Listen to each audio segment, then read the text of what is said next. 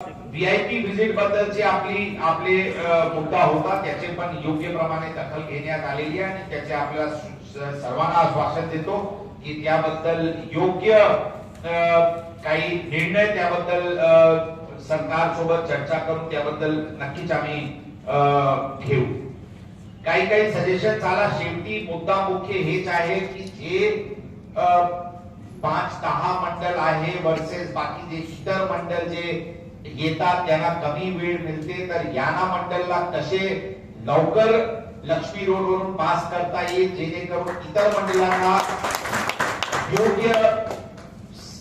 योग्य टाइम त्या लक्ष्मी रोडवर त्यांचे रोषणाई किंवा इतर गोष्टी दाखवण्यासाठी गणेश भक्तांना करायसाठी काय करायचे, त्यामध्ये एक पथक एक गणपती अशा प्रकारचे काही सजेशन झाली किंवा लवकर निघायची काही सजेशन झाली, त्या नक्कीच आम्ही दखल घेतलेली आहे. मला विश्वास आहे की इतर घटकांसोबत चर्चा करून याबद्दल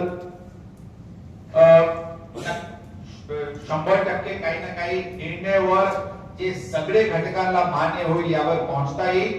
पुढच्या काळात परत आता आपण शॉर्ट नोटीसवर सगळे प्रतिष्ठित नागरिक आणि प्रतिष्ठित मंडळाचे पदाधिकारी इथे आले. आम्ही आपले सर्वांचे आभारी आहोत आणि पुढच्या काळात आता या आठवड्यात पण आम्ही अनऑफिशियली पण गरज असल्यास तर काही कन्सेन्सस वर पोहोचण्यासाठी आम्ही आपल्याशी संपर्कात राहू आणि पुढचे वीकला सुरुवातीला आम्ही एक आम निर्णयावर 100% मला विश्वास आहे की आम्हाला पोहोचता येईल. कारण शेवटी जशा सांगितले सगळे मंडळ एकमेकांशी जुळलेले आहे, सगळे नागरिक आपण एकमेकांशी जुळलेले आहे.